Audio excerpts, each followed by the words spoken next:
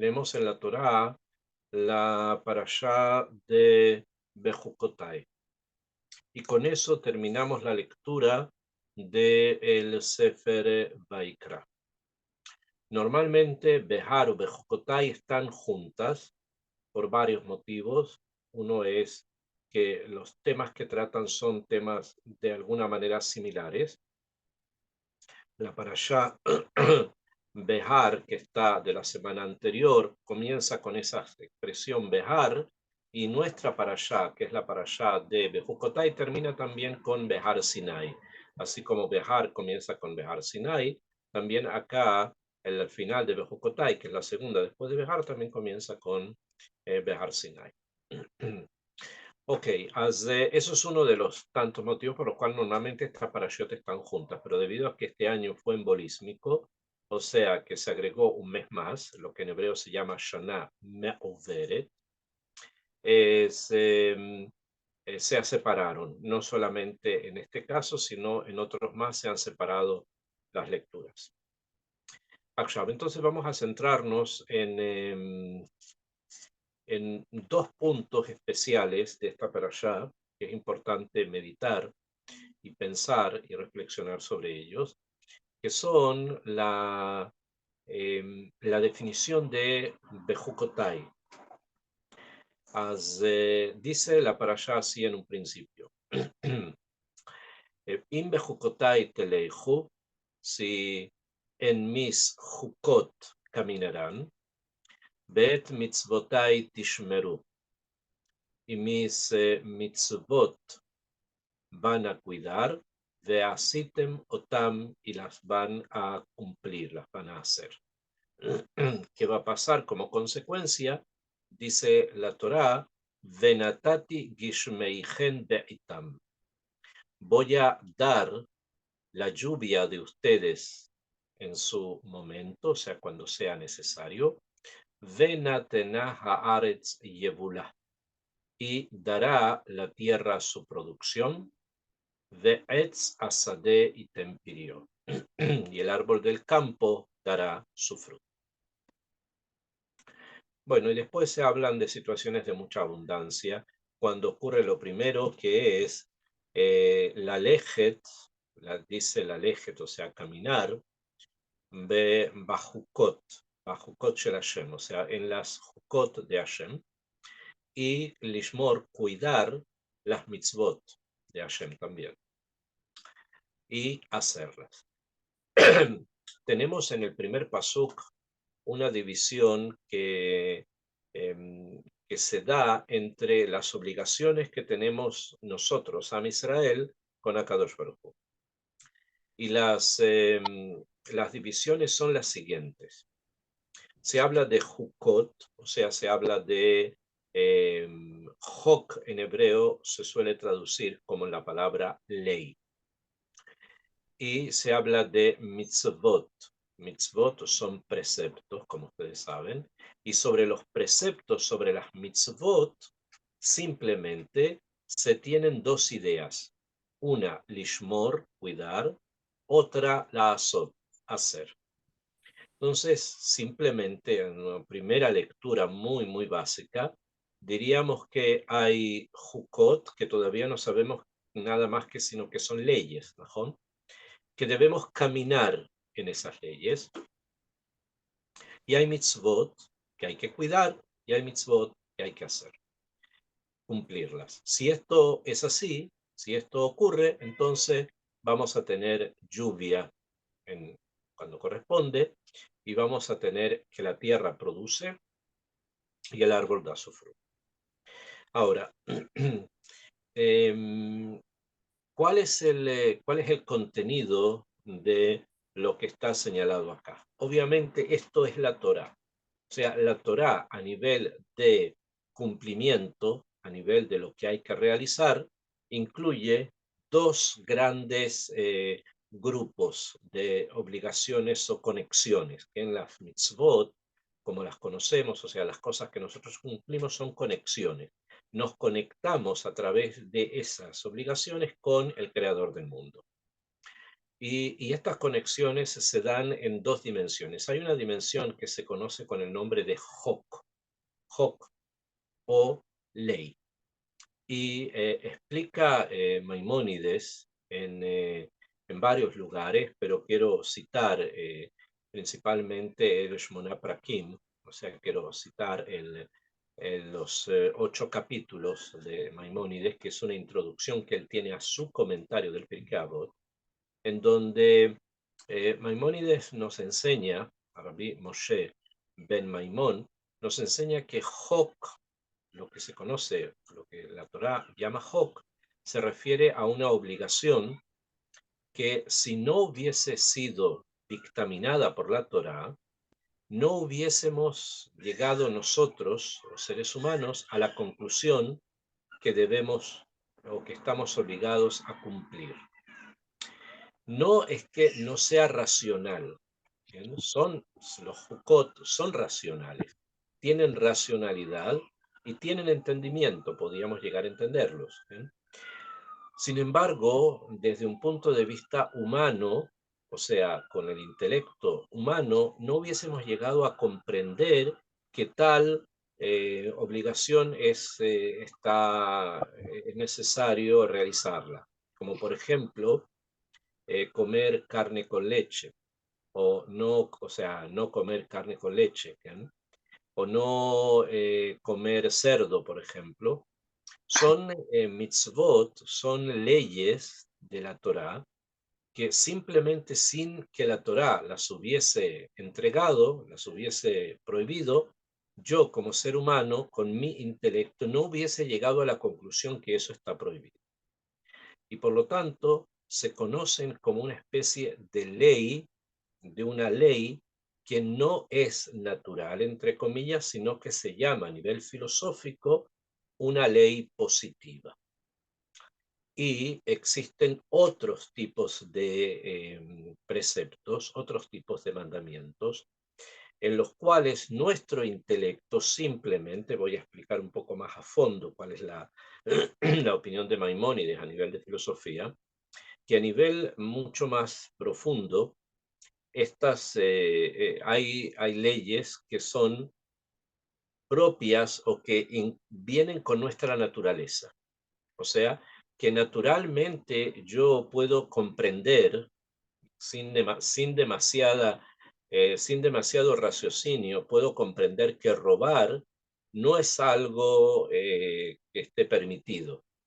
O sea, quitar la propiedad a otra persona.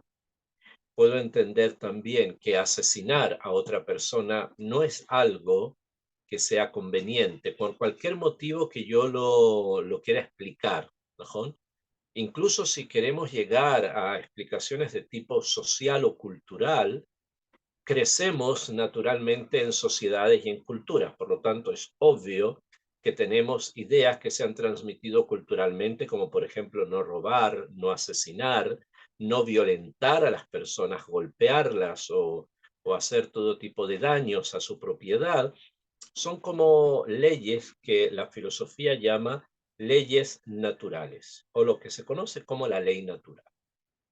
Es así como Maimónides divide en su libro, que es el libro que se conoce como los Shmona Prakim, divide entre mitzvot, que se llaman positivas, o sea, leyes positivas, ley positiva y ley natural.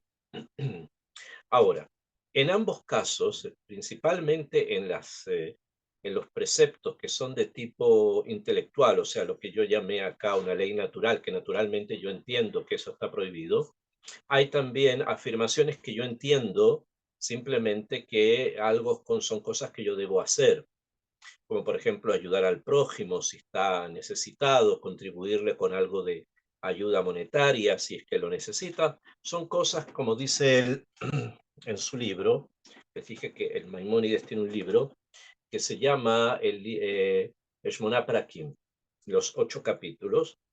En él desarrolla varias cosas, ¿okay? Y una de ellas es principalmente esta diferencia a nivel filosófico entre la ley natural y la ley positiva.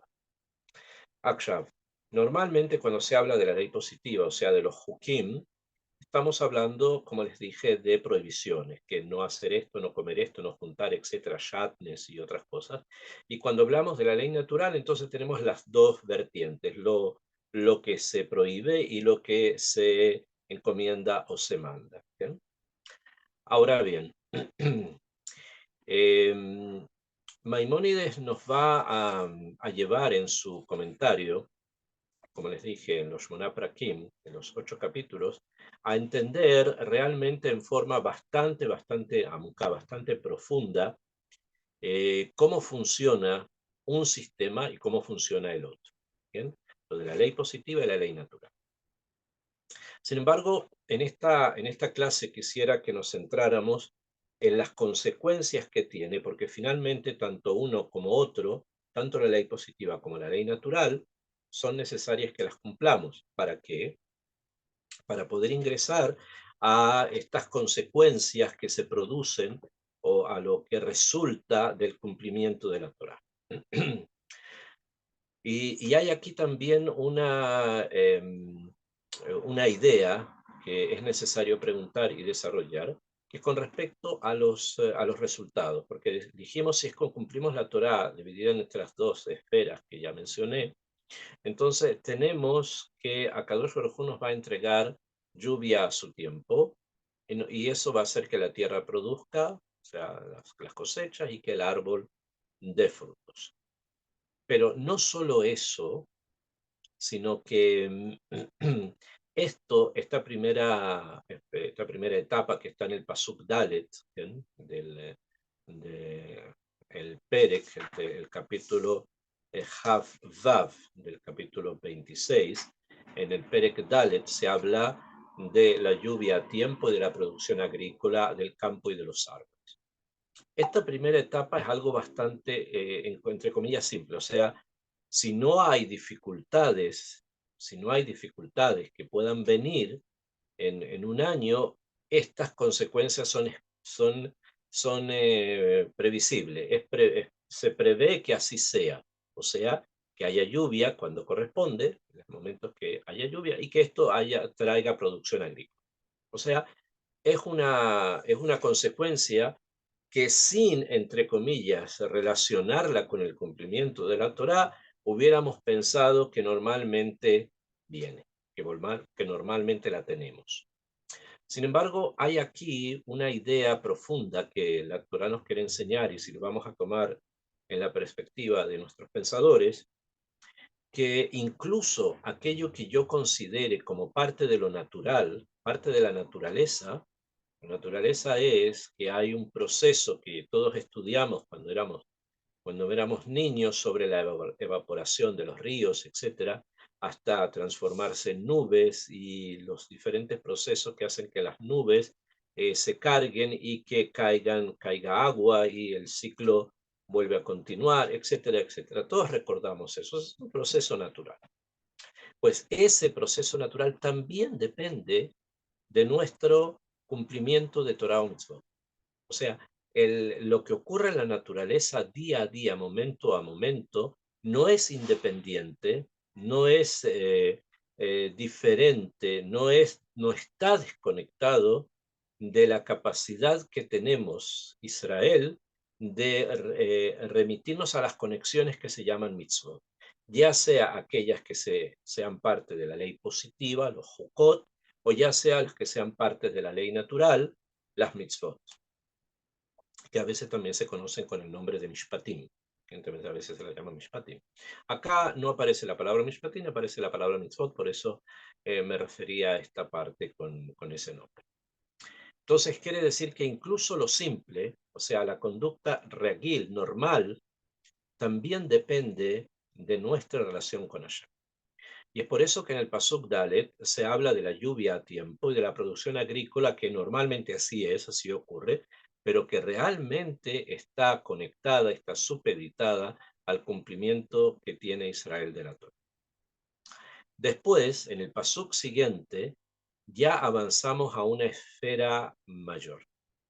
Y dice la Torá en el Pasuk Hei, dice, Be isik la Daish, y alcanzará la trilla et batsir, a la vendimia, ubatsir y la vendimia, yasig et hazara, alcanzará a la siembra.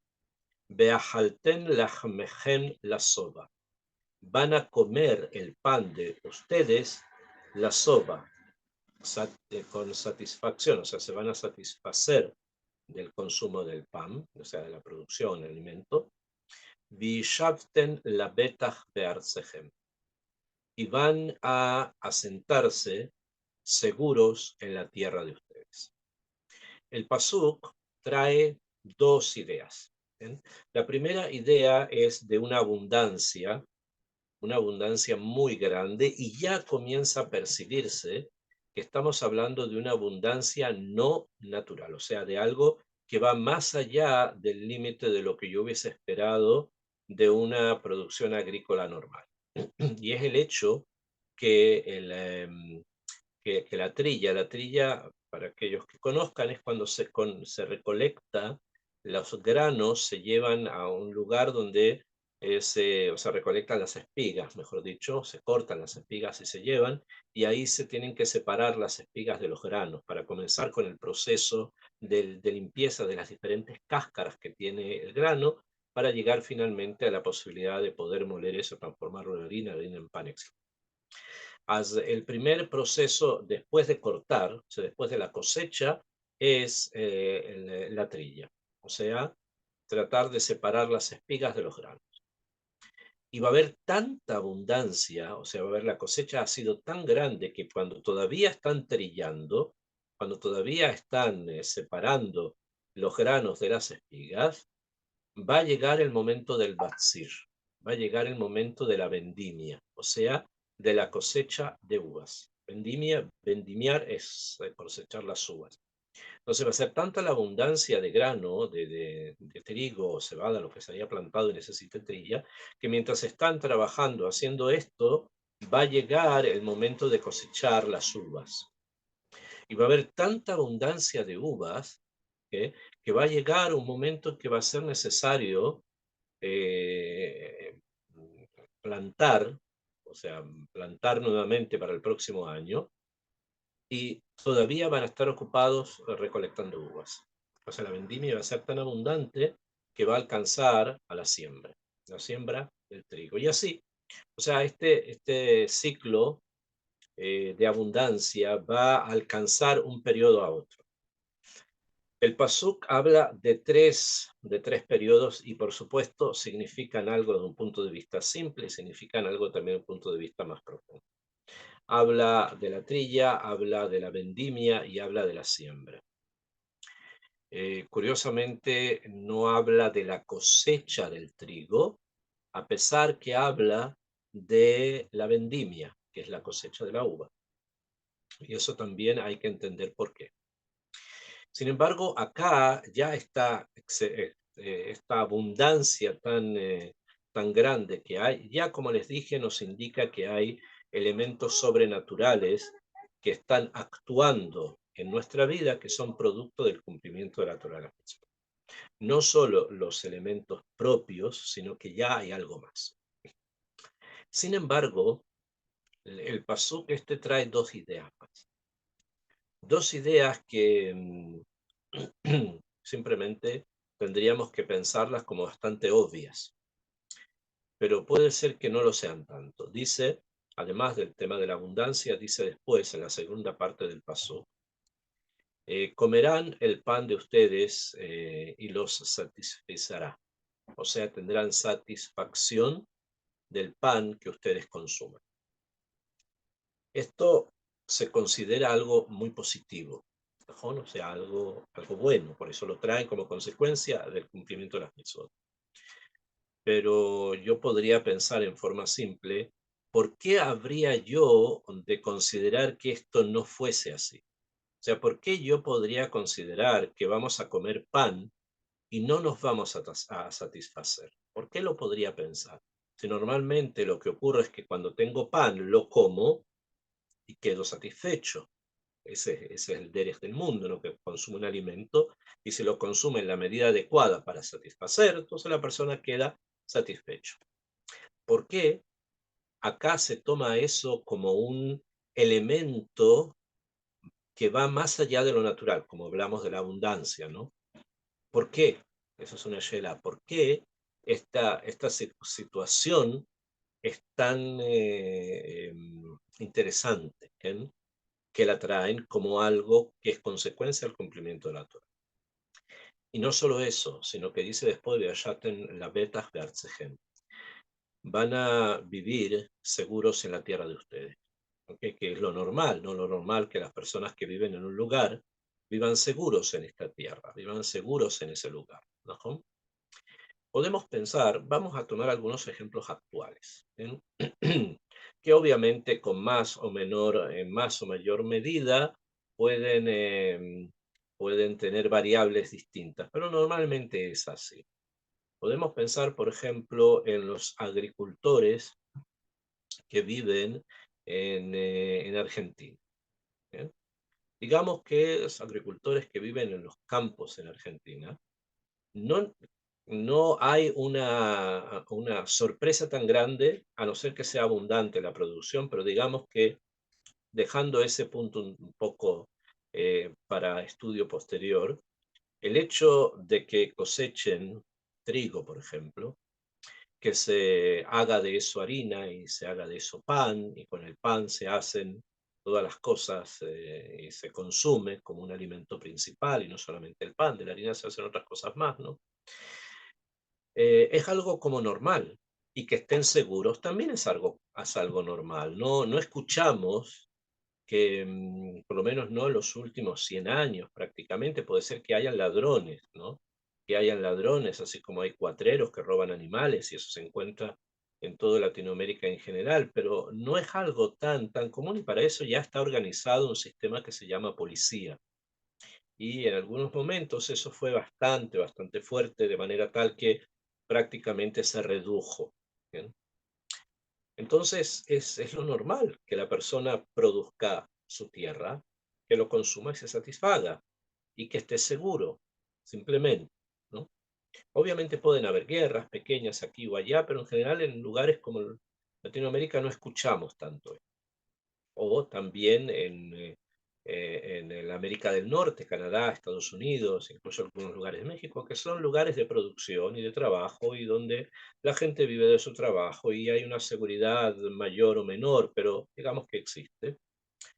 Entonces, ¿por qué aquí en la Torá, en esta parashá, se considera la producción y la satisfacción de la producción junto con la seguridad física, se considera un punto prácticamente sobrenatural que deriva del cumplimiento de la Torá y de las mitzvot?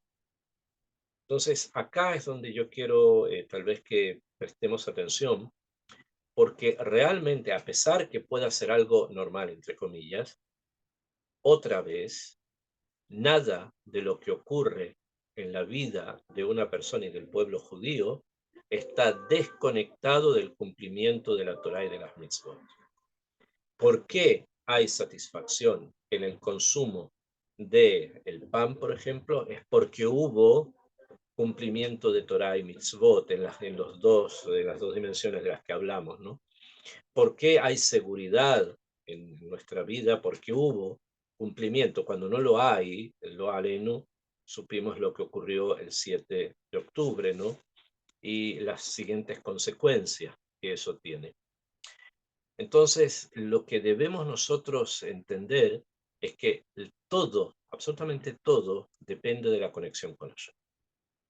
En todos los niveles, desde los más simples, de los más normales, entre comillas, a los que son muchísimo más potentes, muchísimo más fuertes.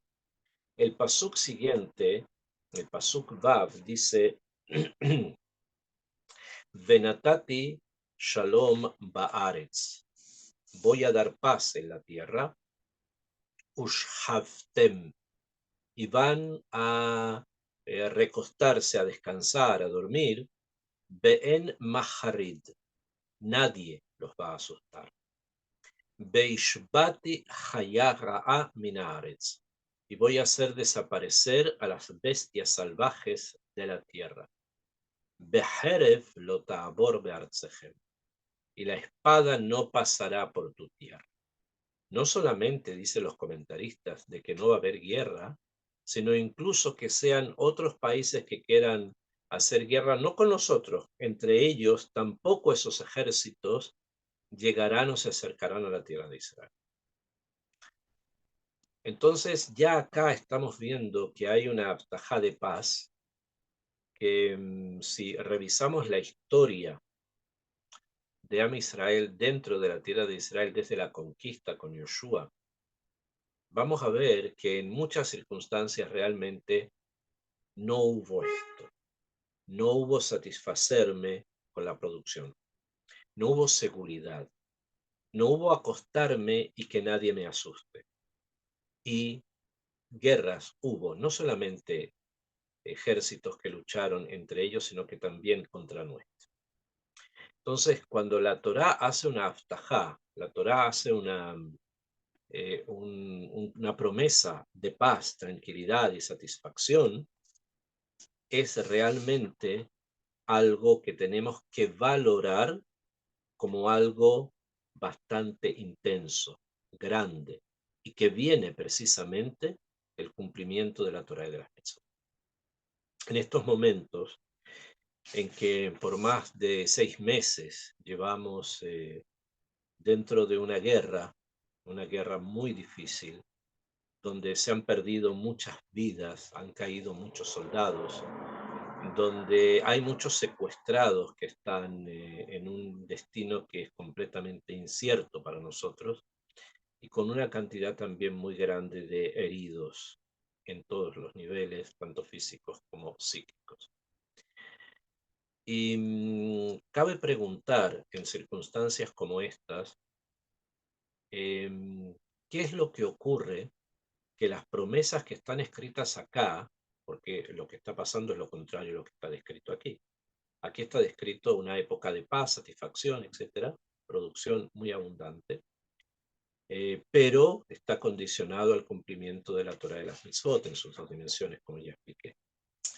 Entonces, ¿qué ocurre? En nuestra época hay cierta lejanía, en nuestra época hay cierta desconexión entre Israel y las mitzvot, que llevó precisamente a que todo lo negativo ingresara ese 7 de octubre, en ese Shabbat, en ese día de Simchat Torah.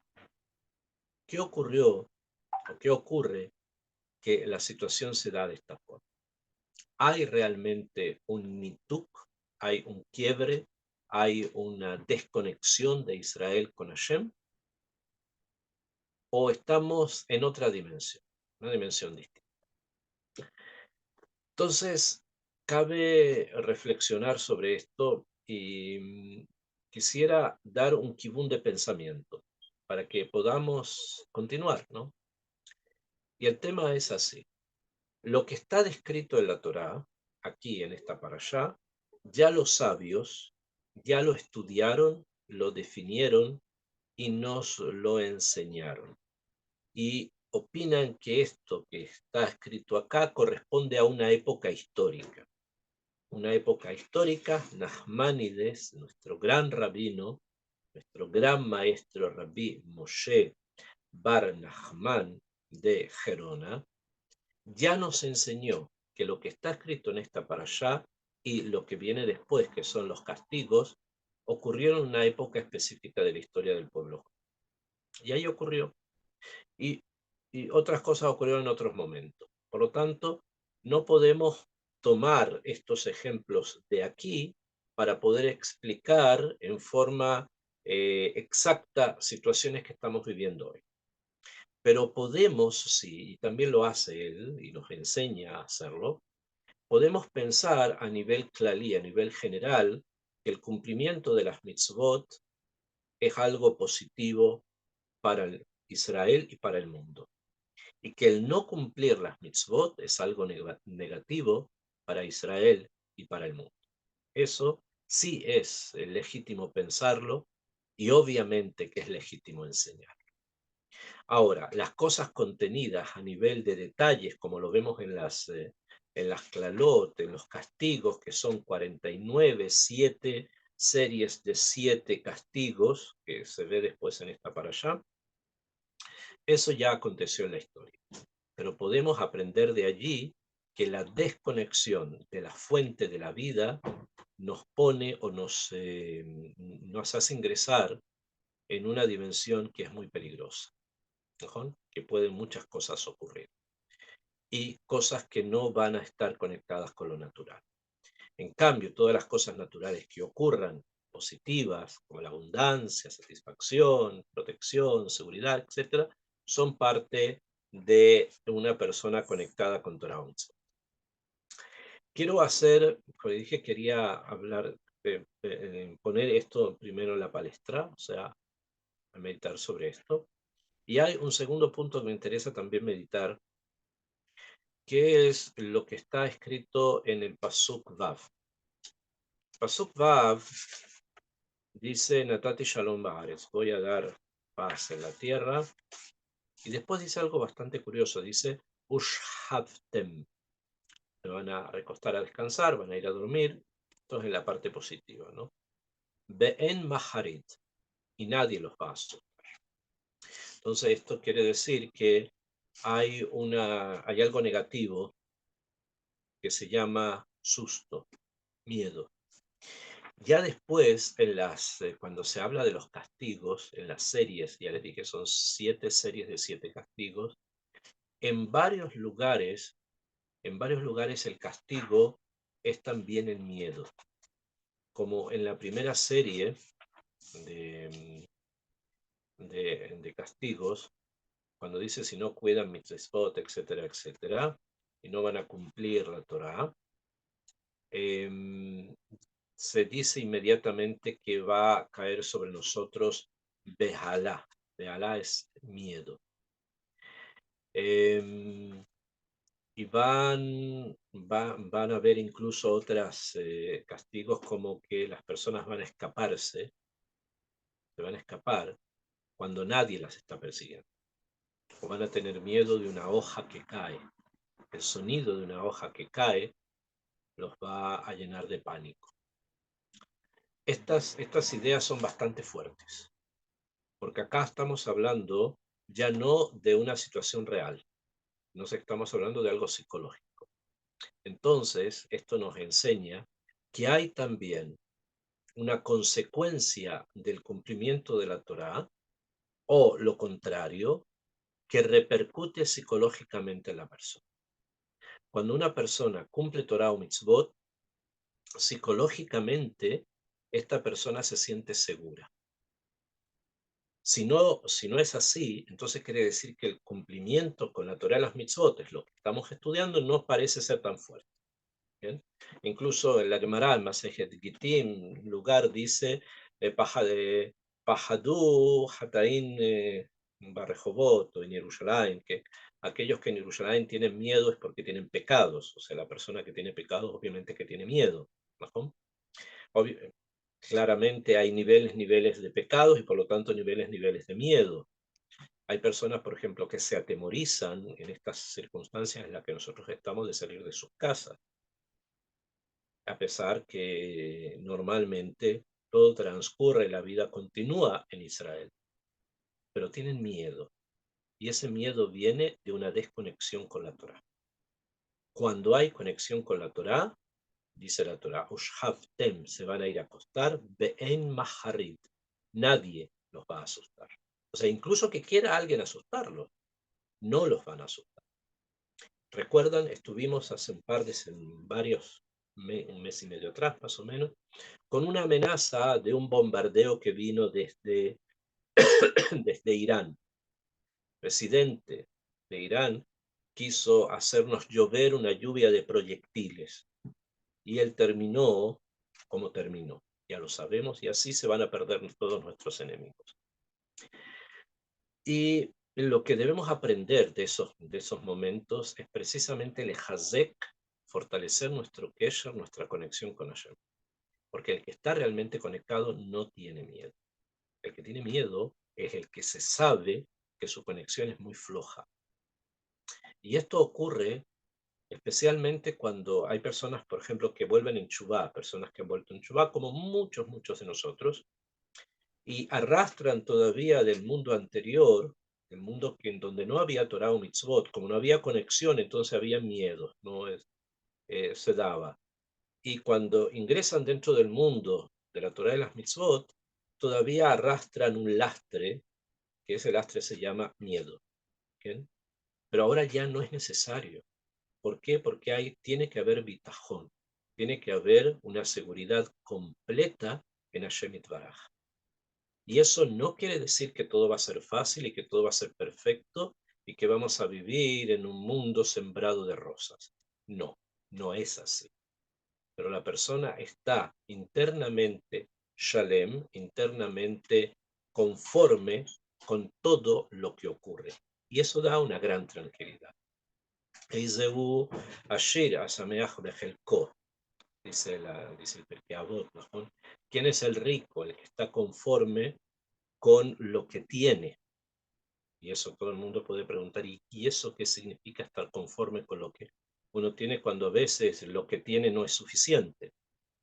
Es justamente eso. Cuando alguien dice, no, pero lo que tengo no es suficiente, es porque realmente él está deseando otra cosa. Y eso es lo que lo aflige. Pero cuando la persona sabe que lo que tiene, eso es lo que tiene, y eso es lo que en este momento tiene, Asameach Bejelko va a estar conforme y contento con su parte. Lamentablemente nosotros siempre queremos más. O sea, es muy clásico pensar en Asameach Euso Bashir, quien es el rico, el que está contento con su parte, pero cuando observamos al otro, al que está al lado, en el costado, en la sinagoga, por ejemplo, y vemos que hace poco cambió el auto, o vemos a una que otra mujer sentada en el Serat Nashim y vemos que ha venido con un vestido nuevo, y la persona internamente se quema, aunque no lo reconozca. Pero es así. Eso no es Sameach Bejelko. Sameach Bejelko es estar contento con lo que hay, con lo que en nuestro momento hay, y no quejarse nunca. Muy difícil, pero justamente es lo que la Parashá nos quiere enseñar. La Parashá nos quiere enseñar que precisamente tenemos que lefateach, tenemos que desarrollar ese sentido de conexión con Hashem para entender que lo que tenemos precisamente viene de esa relación con Akadosh Baruj Hu. Y quisiera aumentar un poquitito más el tema con respecto a lo psicológico, porque lo que vemos como real es real. O sea, hay abundancia, que está escrito.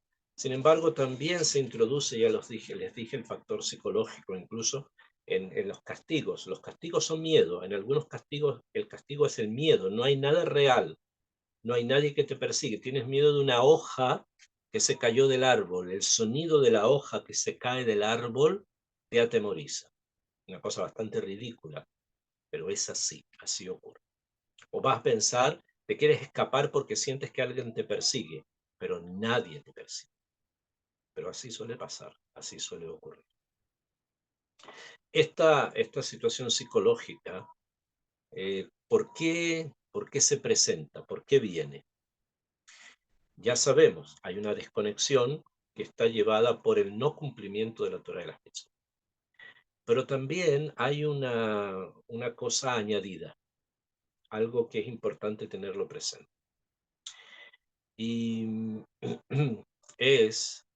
los libros de Musar lo traen y es importante estudiarlo para conocerlo, que muchas veces la persona sentimos que Hashem no está tan presente, que Hashem no está tan junto a nosotros. Estoy hablando incluso para personas que tienen fe, o sea, personas que tienen fe y cumplen Torah o Mitzvot, pero no siempre son capaces de poder sentir, percibir y captar la presencia de Hashem junto con ellos.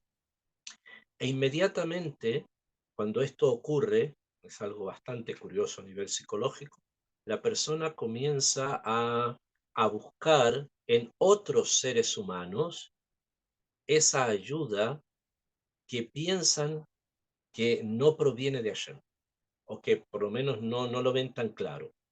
Inmediatamente comienzan a apoyarse en tal persona o en tal otra, o tratar de hablar con alguien para decir lo que piensan, o tratar de buscar una ayuda material o espiritual, o preguntas, etcétera, en los demás.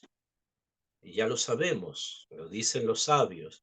Arura ish asher batach ba'adam. Maldita la persona que se apoya en un ser humano. Hay que entender todo lo que eso significa. Porque Baruch Ageber Asher Yiftach Ba'Hashem. Bendito el hombre que se apoya y que su seguridad está en Hashem. Y eso es algo que tenemos que educarnos a nosotros mismos también hoy día, porque estamos tan acostumbrados al Shulchan Aruch del otro, ¿no? Como dicen los sabios, hay un Shulchan Aruch que tiene el otro, que tenemos que entender que el otro sabe y que tiene que practicar a no se olim javero. Hay una idea así, no se olim javero quiere decir cargar el yugo con el compañero. Entonces yo quiero que el otro sepa qué es lo que tiene que hacer y cargar junto conmigo mi yugo. O sea, que está como obligado a ayudarme, a escucharme, a aconsejarme, etcétera, etcétera, etcétera. Y nos olvidamos de que hay algo mucho más profundo, que es hablar, por ejemplo, con Hashem. Hablar con Akadosh Baruj Hu. Poner delante de él nuestros problemas, como si no lo supiera. Obvio que lo sabe, pero cuando yo empiezo a pensar, pero ¿por qué voy a decir a Hashem lo que me falta si él lo sabe? No es así. Y en esto es importante también percibir o darse cuenta que no es solo en la tefilá. En la tefilá nosotros pedimos, ¿no? Ustedes conocen, la tefilá tiene 18 bendiciones, totales son 19, son 3 primeras, 3 en la mitad, otras 3 al final, dividida en todas las necesidades que el ser humano tiene. Y ahí nosotros pedimos cosas. Pero no es solo eso. Aprovechen el tiempo que a veces estamos solos, que no, o que incluso que estemos con otras personas, y hablen con Hashem Baraj. Comuníquense con él. Explíquenle qué es lo que les está pasando. Yo sé que es un ejercicio muy difícil porque hay muy pocas personas que están acostumbrados a hablar solos. Y alguien me puede decir, bueno, pero van a pensar que estoy loco. Otra vez, el que piensa eso es porque toma en cuenta la opinión de los demás cuando hay puntos en los que la opinión de los demás vale menos que cero. Y en eso obviamente que sí. Hablen con Hashem. Pueden abrir su corazón con Akadosh Baruj Hu. En cada momento, en cada situación, caminando por la calle, sentados en el autobús, paseando en un parque, la relación personal de la persona con Hashem, Akadosh Baruj Hu está en todos lados, es lo que les va a dar un bitajón y una confianza que ya se van a dar cuenta que realmente Akadosh Baruj Hu está allí, realmente está allí, no es solamente una frase. Normalmente nosotros decimos cosas, leemos Pesukim o leemos Teilim, incluso hay personas que leen Teilim y dicen Shir la Ma'alot Esa Enai el Hearim. Dice, voy a levantar mis ojos a las montañas, Me'ain Yabo Ezri, ¿de dónde vendrá mi ayuda? Etcétera. ¿Pero alguna vez levantaste tus ojos a las montañas? Me vas a decir, bueno, en Israel no hay montaña. Nahom, puede ser que no haya, pero hay unas montañas que son mucho más fuertes. Me'ain Yabo Ezri, ¿de dónde va a venir mi ayuda? Ezri Me'ain Hashem Ose Shamayim Ba'aretz. La ayuda me va a venir de Hashem que hizo el cielo y la tierra, así dijo David. Pero hay que creer que viene de Hashem y no que viene de algún trabajo que estoy haciendo, de algo que me está ocurriendo. Cuando haya una percepción fuerte de eso, entonces vamos a sentir un bitajón. Esto es lo que la parashá nos quiere enseñar. Esa en levanten los ojos a los cielos, a las montañas, al cielo, levántenlos, pero en forma real. No es simplemente una palabra. Ese es el gran problema que en general nosotros tenemos, que nos quedamos con palabras y palabras y más palabras. y más palabras y las repetimos y las enseñamos, pero cuando es el momento de llevarla a la práctica, empezamos a pensar qué dirán los demás si pitón en medio de una calle levanto mis ojos al cielo y digo algo. ¿Por qué? No es así. Hay que tratar de buscar la conexión, buscarla internamente, buscarla en forma completa. Esto es el mensaje que la Parashá nos quiere enseñar acá. Y el punto psicológico que les traje de esto de que voy a dormir y nadie me va a molestar, nadie me va a asustar, es precisamente cuando estoy completamente unido en forma firme con Hashem Yitbaraj. En ese momento no hay maharet, no hay nadie que asuste, pero se necesita trabajar para eso. No es solamente hablar o no es solamente escuchar un shiur, es vivirlo, vivirlo en el momento. Un punto también que es necesario e importante para que la conexión sea más rica. O sea, piensen que cada vez se quieren conectar mucho más. Hay muchas personas, por ejemplo, como les acabo de mencionar, ¿no? Que leen Teilim, ¿no? Leen Teilim y se comprometen con lectura de Teilim y leen Teilim una cantidad diariamente y todo está muy bien y crea energías que son muy difíciles incluso de explicar, pero que existen. Y las consecuencias son para quien que estamos leyendo y para la persona que lee y para los que los rodean. Hay consecuencias profundas. Pero hay algo más. Quisiera que si alguien realmente quiere avanzar, también perciba eso y que lo busque. Y es tratar de entender lo que estamos leyendo.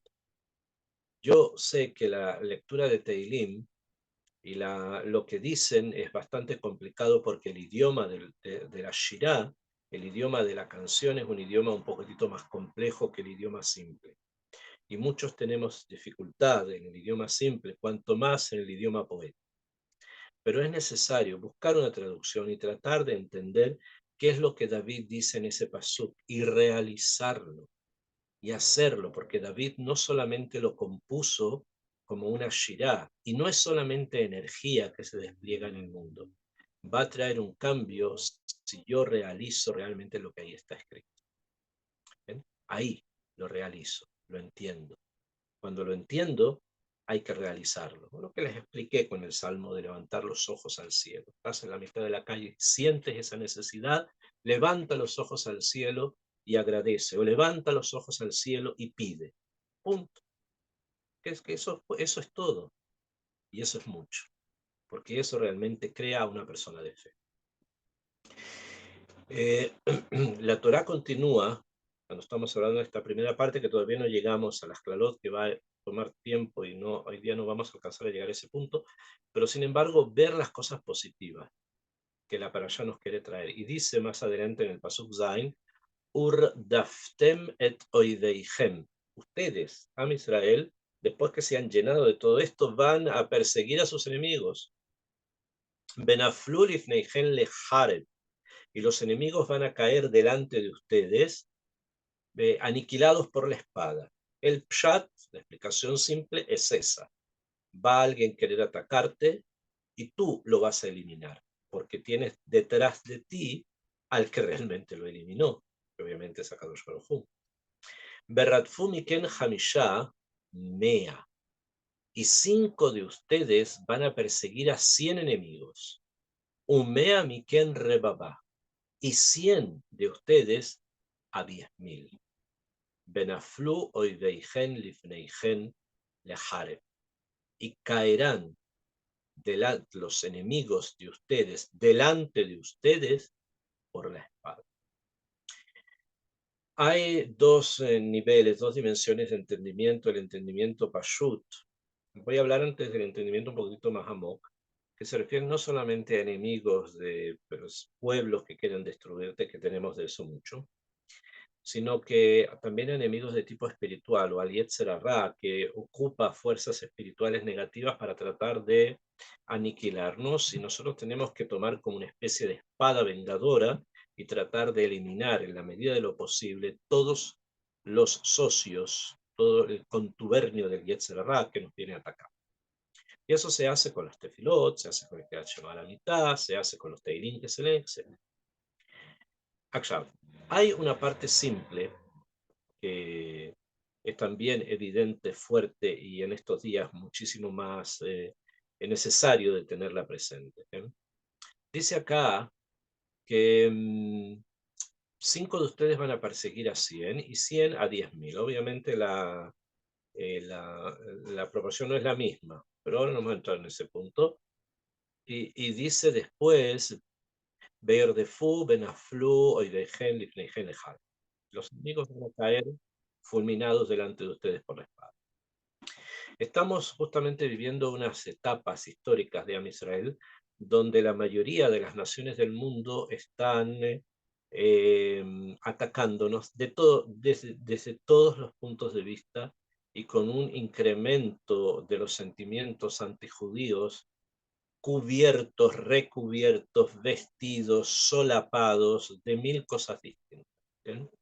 Incluso nos han querido denominar genocidas y nos gritan eso y nos dicen eso. Naciones totalmente sin ninguna importancia que rompen relaciones con nosotros, como si romper relaciones con el Estado judío es una cosa que lo engrandece a ciertas naciones, especialmente en Latinoamérica, que son nada. Entonces con eso se agrandan más, piensan que son más grandes. Que lo mismo pasa en Europa. Irlanda, ¿qué cosa es eso? ¿Qué tipo de peso tiene, ¿no? O Eslovenia, creo que también, que ni siquiera sabemos dónde está. Pero cuando hacen algo en contra de Israel, como que ellos se agrandan, como que son más grandes, ¿no? Ese es el orgullo que ellos quieren tener cuando quieren luchar en contra de alguien grande. Entonces, lo que más podemos entender de esto es curioso, porque eso realmente lo que están haciendo es tratar de montarse sobre un elefante muy grande para tratar de atacarnos, aunque obviamente no son nada. Y con esto que nos atacan, piensan que son algo. ¿Eh? Como si a nosotros nos importara que este lugar de Latinoamérica no tengan relación. No tienen, no tienen. Lo que perdieron son ellos, no perdemos nosotros. Y aunque tales naciones en Europa que se consideran como grandes hitos en la historia universal, si revisamos un poco su historia, nos vamos a dar cuenta que necesariamente no fue así, sino que por el contrario, muchas veces, lamentablemente, es mejor tenerlos lejos. Por lo tanto, el que quiere irse, se vaya. Nosotros no perdemos, pierden ellos. Y esto es lo que también dice acá el pasuk. Los enemigos van a caer delante de ti, lejer, por la espada. Nosotros no vamos a hacer nada, absolutamente nada. Solamente el hecho de que ellos se separan, eso es lo que los va a aniquilar.